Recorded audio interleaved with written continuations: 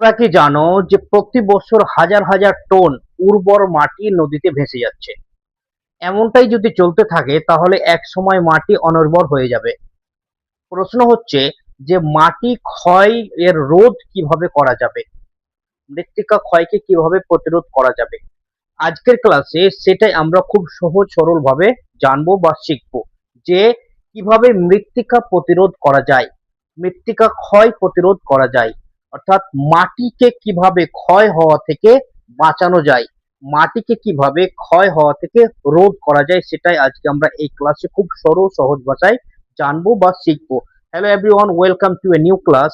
আজকের ক্লাসে আমরা জানবো মৃত্তিকা ক্ষয় প্রতিরোধ কিভাবে করা যায় বা কি উপায় রয়েছে মৃত্তিকা ক্ষয় প্রতিরোধ করার। আমরা এর আগে মৃত্তিকা সম্বন্ধে পড়েছি, আমাদের দেশের মৃত্তিকা ৮ প্রকার এবং তারপরে মৃত্তিকা ক্ষয় হওয়ার কি পরিণাম হয়, মৃত্তিকা ক্ষয় কি জন্য হয় সেটা আমরা জেনেছি। এই ক্লাসে আমরা আজকে যেটা শিখবো সেটা হচ্ছে যে মৃত্তিকা ক্ষয় প্রতিরোধের উপায়। প্রথমে হচ্ছে কি যে মৃত্তিকা ক্ষয় কি এটা জানতে হবে আগে। এই যে অতিরিক্ত বৃষ্টি বা বন্যার স্রোত বা উর্বর মাটি যে নষ্ট হয়ে যাচ্ছে, এবং উর্বর মাটি বৃষ্টির প্রকোপে বা অতিরিক্ত বৃষ্টির ফলে বা অন্য অন্য যে অ্যাক্টিভিটিস বা অন্যান্য কারণগুলির জন্য মৃত্তিকা যে ক্ষয় হচ্ছে বা মাটির যে উর্বর অংশটি, উপরের যে ফাঁপা উর্বর অংশটি, সেটা প্রত্যেক বছর হাজার হাজার টন নদীতে ভেসে যাচ্ছে, ক্ষয় হয়ে যাচ্ছে। তাহলে এটাকে বলা হয় কি মৃত্তিকা ক্ষয়। মৃত্তিকা ক্ষয় প্রতিরোধ করতে হবে কিভাবে সেটা আমরা জানছি। প্রথম বলছি কি মৃত্তিকা ক্ষয় প্রতিরোধের উপায়। কয়েকটি উপায় রয়েছে, ৮টি উপায়। কয়টি? ৮টি। প্রথম উপায় কি যে বৃক্ষরোপণ। এর আগে আমরা দূষণ, বিশ্ব উষ্ণায়ন, গ্রিন হাউস গ্যাসের অতিরিক্ত মাত্রা, জল দূষণ, বায়ু দূষণ, মৃত্তিকা দূষণ, এই সমস্ত গুলোকে রোধ করতে একটা জিনিস আমরা কমন জেনেছিলাম কি গাছ লাগাতে হবে। তাহলে এই মৃত্তিকা ক্ষয় বা মাটি ক্ষয় রোধ করতে গেলেও কিন্তু বৃক্ষরোপণ করতে হবে।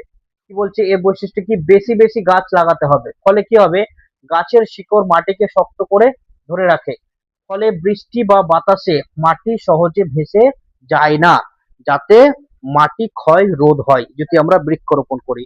আমরা তো 2-3 ক্লাসে এটা ছিল না যে গাছের শিকড় মাটিকে কামড়ে ধরে থাকে, যার ফলে নদী স্রোত বা ঢেউ বা বৃষ্টির জল বা বাতাসে মাটি ভেসে যায় না বা ক্ষয় হয়ে স্থানান্তর হয় না। তারপর বলছে কি গাছ বেশি যদি হয় তাহলে ক্ষয় কম হবে, আর গাছ কম হলে মাটি ক্ষয় বেশি হবে। ২ নম্বর কি বলছে, বনভূমি ধ্বংস বন্ধ করা। প্রয়োজনের তাগিদে গাছ কাটা যাবে, কিন্তু অপ্রয়োজনে গাছের পাতাও ছেঁড়া যাবে না। এর আগের ক্লাসে আমরা সেটা পড়েছিলাম। বলছি কি বনভূমি ধ্বংস বন্ধ করা। কেন? অকারণে গাছ কাটা বন্ধ করতে হবে। বন থাকলে মাটি সুরক্ষিত থাকবে, আর বন যদি না থাকে তাহলে মাটি সুরক্ষিত থাকবে না। ৩ নম্বরে কি বলছে, কন্ট্যুর চাষ। কন্ট্যুর চাষটা কি, যে পাহাড়ি ঢালে ঢালের সমান্তরাল ভাবে চাষ করা। ঢালু ঢালু যে রয়েছে, এখন যদি এটা পাহাড় হচ্ছে, হ্যাঁ, এরকম হয়ে পাহাড় থাকে না খাড়া হয়ে, তাহলে খাঁজ কেটে কেটে যে চাষ করতে হবে, এটা কি বলে কি কন্টার চাষ। ঠিক আছে, এভাবে চাষ করলে কি হবে, যে এতে বৃষ্টির জল ধীরে ধীরে নামবে। নইলে বৃষ্টির জলের ধর্ম কি, গড়িয়ে যাওয়া, ঢালুর দিকে গড়িয়ে যাওয়া। তো যদি এখানে বৃষ্টির জল পড়লো তাহলে জলটা ডাইরেক্টলি গড়িয়ে যাবে যদি খাড়া হয়ে থাকে পাহাড়। যদি কোনটা চাষ বা ধাপ ধাপ হয়ে থাকে তাহলে জলটা ধীরে ধীরে ধীর গতিতে নামবে, এবং জল যখন ধীর গতিতে নামবে তাহলে জলের ক্ষয়ও কম হবে। জলের ধর্ম কি, গড়িয়ে যাওয়া। গড়িয়ে যাওয়ার সঙ্গে সঙ্গে কি কাজ, ক্ষয় করা, বহন করা, আবার সংরক্ষণ করা। তাহলে যদি জলের স্রোত বা স্পিডটা কম হয় তাহলে ক্ষয়টা কম হবে, তো মাটি সুরক্ষিত থাকবে, মৃত্তিকা ক্ষয় রোধ হবে। তারপরে কি বলছে, ফলে মাটির ক্ষয় কম হয়। ৪ নম্বরে কি বলছে, ধাপ চাষ। ধাপ চাষ কি, এই যে কোনটার চাষের মতোই পাহাড়ি এলাকায় সিঁড়ির মতো ধাপ তৈরি করে চাষ করা হয়। এই যে পাহাড়ি অঞ্চলে আমরা গেলে দেখতে পাবো যে এরকম ধাপ কাটা রয়েছে, মনে হচ্ছে সিঁড়ি, মনে হচ্ছে কি সিঁড়ি, যেমন আমরা ছাদে ওঠা সিঁড়ি ব্যবহার করি না, ধাপ ধাপ হয়ে। এখানে ছোট স্টেপ, ছোট ধাপ থাকে, কিন্তু অনেকটা এরকম ধাপ ধাপ হয়ে সিঁড়ি সিঁড়ি হয়ে চাষ করে সকলেই। এতে কি হয়, এতে উপকারিতা কি রয়েছে, যে বৃষ্টির জলটা ধীরে ধীরে নামবে, ধীর গতিতে নামবে।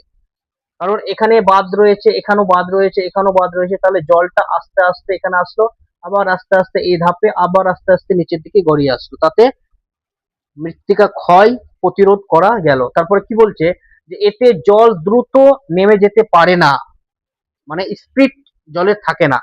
ফলে কি হয়, ফলে মাটির ক্ষয় কম হয়, ফলে মাটির ক্ষয় কম হয়। 5 নম্বরে কি বলছে, যে আচ্ছাদন ফসল। আচ্ছাদন ফসল বলতে জমি ফাঁকা না রেখে ঘাস বা ছোট বড় গাছ লাগানো হয়। মানে জমিকে ফাঁকা রাখলাম না, কোনো একটা জমি রয়েছে যেখানে চাষ করা যাবে না, তবে সেই জায়গাটা আমরা ও ফাঁকা না রেখে কি লাগাবো, হয় কোনো ঘাস বা ছোট বড় গাছ লাগিয়ে দিলাম। ঘাস বা গাছের শিকড় মাটিকে কামড়ে ধরে থাকলো, তাতে মাটির বৃষ্টির প্রকোপে বা অতিরিক্ত বৃষ্টিতে মাটির ক্ষয়টা কম হলো, রোধ হলো, ক্ষয়টা রোধ হলো। তারপরে কি বলছে, এতে বাতাসের গতি কম কমে যায়। এই যে গাছ রয়েছে, ছোট বড় অনেকগুলি গাছ রয়েছে, খুব দ্রুত বাতাস বইছে, খুব দ্রুত বাতাস বয়ে আসছে, এবং সামনে গাছ এবং জঙ্গল ছোট বড় গাছ রয়েছে, তো বাতাসটা সেখানে ধাক্কা খাবে না, বাধা খাবে, বাধা খাবে তো। তারপরে আস্তে আস্তে ধীর গতিতে সামনের দিকে এগোবে। এতে করে কি হবে, যে নরম মাটি বা ধুলাযুক্ত মাটি বা বালিযুক্ত মাটি উড়ে যেতে পারবে না বাতাসের প্রকোপে। উদাহরণ, বাইরে প্রচন্ড বাতাস হচ্ছে, আমাদের এই ঘরেও বাতাস ঢুকছে, কিন্তু বাইরে যে পরিমাণে বাতাস তার থেকে আস্তে আস্তে ঢুকছে, কারণ এই যে বেড়া, এই যে দেওয়াল, এই দেওয়ালের মধ্যে বেড়ার মধ্যে কি হচ্ছে, বাতাসটা এসে ধাক্কা লাগছে, ওর স্পিডটা কমে যাচ্ছে, স্পিডটা কমে গিয়ে ধীরে ধীরে উইন্ডোর সাহায্যে ধীরে ধীরে ভিতরে প্রবেশ করছে। এরকমই যদি ওখানে যদি দ্রুত বাতাস বইছে, এখানে ফাঁকা মাটি, তাহলে গাছ রয়েছে ছোট বড়, তাহলে বাতাসটা কি হবে, ওখানে ধাক্কা লাগবে এবং এদিকে সামনের দিকে কি হবে, ধীরে ধীরে এগোবে, যাতে করে মাটি উড়ে যেতে পারবে না। তাহলে ভূমির ক্ষয় রোধ করা গেল। তারপরে কি বলছে, 6 নম্বর, 6 নম্বরে কি বলছে, 6 নম্বরে কি বলছে, যে বায়ু প্রতিরোধ গাছ, মানে বায়ুকে যে কন্ট্রোল করবে, বাতাসকে কন্ট্রোল করবে এমন গাছ লাগাতে হবে। কি, যে মাঠের চারপাশে বড় গাছ লাগানো, ফাঁকা মাঠ রয়েছে, এই যে ফাঁকা মাঠ, ওর চারপাশে যদি বড় গাছ লাগিয়ে দিই, তাহলে চাষের জমিরও ক্ষতি হবে না, বরঞ্চ চাষের জমিটা রক্ষা হবে। কি থেকে, অতিরিক্ত বায়ু, অতিরিক্ত বাতাস, যদি এই যে শুকনো জমির চাষ দেওয়া রয়েছে, শুকিয়ে গিয়ে ধুলো হয়ে যাবে, অতিরিক্ত বাতাস আসলো, তো ওখান থেকে ধুলো উড়ে অন্য জায়গায় যাবে না, যাবে তো। তার চারপাশে যদি বড় বড় গাছ থাকে, তাহলে বাতাস দ্রুত এসে লাগবে না, বাতাসটা আগে গাছে লাগবে, এবং সেই গাছ বাতাসকে কন্ট্রোল করে নিয়ে বাতাসের গতিটা কমাই দিয়ে তারপরে আস্তে আস্তে যাবে, যার ফলে সেই ধুলো বা সেই মাটি উড়ে যেতে পারবে না।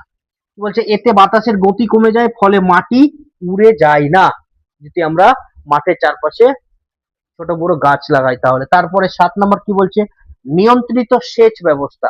মানে নিয়ন্ত্রিত সেচ মানে কি, জল দেওয়া, জল দেওয়া চাষের জমিতে, অতিরিক্ত জল দেওয়া যাবে না, অতিরিক্ত কোনো কিছু ভালো না। কি বলছে, অতিরিক্ত জল ব্যবহার করা যাবে না, অতিরিক্ত জল ব্যবহার করা যাবে না চাষের জমিতে, প্রয়োজন অনুযায়ী সেচ দিতে হবে, যতটা প্রয়োজন ততটাই জল প্রয়োগ করতে হবে। কেন, কারণ জল যখন যাবে, জল জল যখন জমিতে দেওয়া হয় সেচ, জমি কি হয়, নরম হয় না, কাদাযুক্ত হয়ে যায়, নরম হয়ে যায়, সহজে স্থানান্তর হতে পারে। অতিরিক্ত আমি জমিতে জল দিলাম, আলে ইঁদুরে ফুটো করে দিল, আলটা ইঁদুরে ফুটো করে দিল, নিচের দিকে ঢালু, তাহলে নদী জমির জলটা কি থাকবে না বেরিয়ে যাবে, বেরিয়ে যাবে। আমরা খুব সহজে বুঝতে পারবো এটা, কারণ আমরা গ্রামে থাকি, আমরা দেখেছি।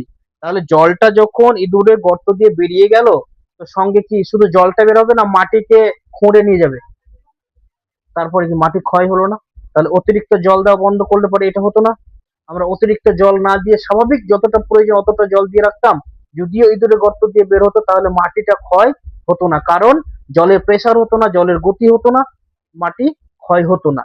তাই বলছি কি, অতিরিক্ত জল ব্যবহার করা যাবে না, প্রয়োজন অনুযায়ী সেচ দিতে হবে, এতে মাটির ক্ষয় কম হবে। তারপরে 8 নম্বর বলছে কি, বৈজ্ঞানিক কৃষি পদ্ধতি, মানে মডার্ন টেকনোলজি দিয়ে ফার্মিং করতে হবে, এগ্রিকালচার করতে হবে কি মডার্ন টেকনোলজি দিয়ে, যেটা আস্তে আস্তে চলে এসছে। শ্যালো পাম্প হয়ে গেল, ট্র্যাক্টরের চাষ, রোটারের চাষ, এগুলো কি আধুনিক প্রযুক্তি দিয়েই বৈজ্ঞানিক নিয়ম মেনেই হচ্ছে। কি বলছে, ফসল পর্যায়ক্রমে চাষ করতে হবে। হ্যাঁ, পর্যায়ক্রমে কি, যে এক জমিতে একই ফসল চাষ করতে হবে না, এতে জমির উর্বরতা কমে যায়।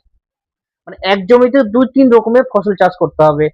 এবছর বা এই সময় হয়তো ধান দিলাম, আগামী সেশনে হয়তো ভুট্টা দিলাম, বা সরষা দিলাম, গম দিলাম, আলাদা আলাদা অল্টারনেট ক্রপ আমাদের ফার্মিং করতে হবে চাষের জমিতে। তাহলে কিন্তু জমির উর্বরতা বজায় থাকবে এবং জমি প্রতিরোধ কম হবে। তারপর বলছে কি জৈব সার ব্যবহার করতে হবে। বর্তমানে জমির উর্বরতা কমে যাওয়ার মধ্যম কারণ হচ্ছে, সব থেকে উত্তম কারণ হচ্ছে রাসায়নিক সার ব্যবহার করা। এই রাসায়নিক সারের পরিবর্তে আমাদের জৈব সার ব্যবহার করতে হবে, যাতে জমির উর্বরতা কি থাকে, বজায় থাকে। তারপরে কি বলছে, জমিকে দীর্ঘদিন ফাঁকা রাখা যাবে না। মানে হয় অনেক সময় আমরা এই যে এক বর্তমানে ওই জমি যে একটা ফসল হয়ে গেছে, অনেক দিন ধরে ফাঁকা রয়েছে, না, বৈজ্ঞানিকের মত অনুযায়ী সেই জমিকে ফাঁকা রাখা যাবে না। ফসল কাটা হলো, আবার নতুন ফসল বপন করতে হবে, লাগাতে হবে, যাতে করে জমি উর্বরতা মেনটেন্স থাকে, ফার্টাইলটা ওর মেনটেন্স থাকে। ঠিক আছে, তাহলে বলছে কি এসবের মাধ্যমে মাটির উর্বরতা বজায় থাকবে। যদি আমরা এই নিয়মগুলি ফলো করি তাহলে মাটির উর্বরতা বজায় থাকবে। কয়টি নিয়ম হলো? 8টি। কয়টি? 8টি। তাহলে এই ক্লাসে আমরা শিখলাম বা জানলাম যে মৃত্তিকা প্রতিরোধের উপায়, অর্থাৎ মাটি ক্ষয়কে রোধ করতে, মাটি ক্ষয় বা মাটি কেটে যাওয়া, মাটি ধসে যাওয়াকে কিভাবে আমরা রোধ করতে পারি সেটা আমরা জানলাম বা শিখলাম। এবার তোমাদের প্রশ্ন হচ্ছে কি, যে পরীক্ষাতে এরকম কমন প্রশ্ন আসবে যে মৃত্তিকা বা মাটি ক্ষয় প্রতিরোধ কিভাবে করা যাবে, কয়টি নিয়মে প্রতিরোধ করা যাবে, এবং মাটি প্রতিরোধ, মৃত্তিকা প্রতিরোধের সমস্ত নিয়মাবলীগুলো লিখো। তখন তোমাদের কিন্তু এই পয়েন্ট গুলো লিখতে হবে।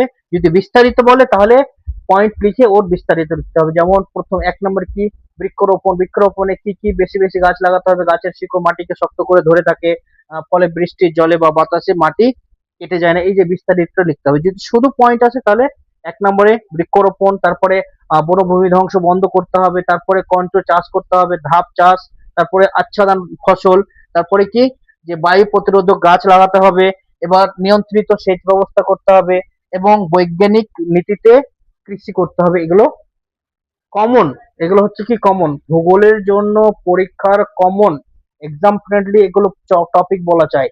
তাই তোমরা মনোযোগ সহকারে ক্লাস যখনই দেখবে শুরু থেকে শেষ পর্যন্ত দেখবে। এমনটা যেন না হয় যে আমরা ক্লাস দেখছি, ক্লাস দেখতে দেখতে হঠাৎ কোনো নোটিফিকেশন আসলো, ওই নোটিফিকেশনে চলে গেলাম না, এতে কিন্তু ডিস্ট্র্যাক্ট হবে।